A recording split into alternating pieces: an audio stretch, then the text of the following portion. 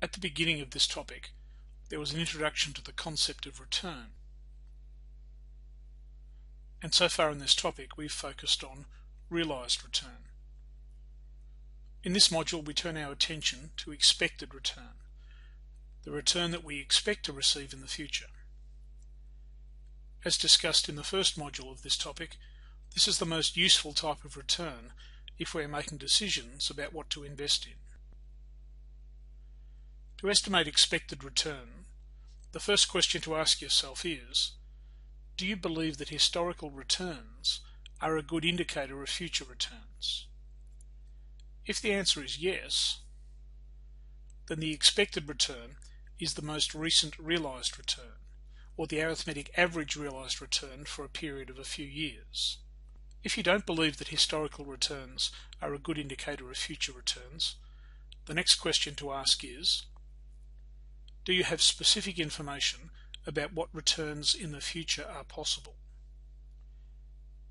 If the answer is yes, you may be able to use a probability distribution, which is a list of possible returns along with the probability of each return.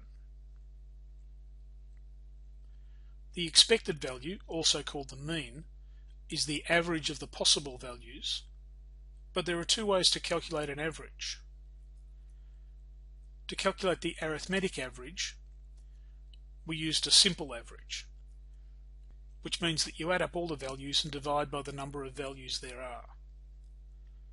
To estimate expected return based on a probability distribution, we use a weighted average, which weights each value based on its importance or significance to the thing that we are estimating. We'll use a number of weighted averages throughout the remainder of this topic, using different characteristics as the weights. In the case of expected return, the weights are the probabilities of each return occurring, because the more likely a given possible return, the greater the influence it has on the overall expected return.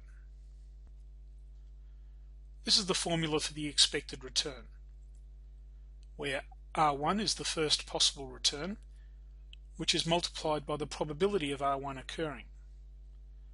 R2 is the second possible return, which is multiplied by the probability of R2 occurring, and so on, up to Rn, where n is the number of possible returns.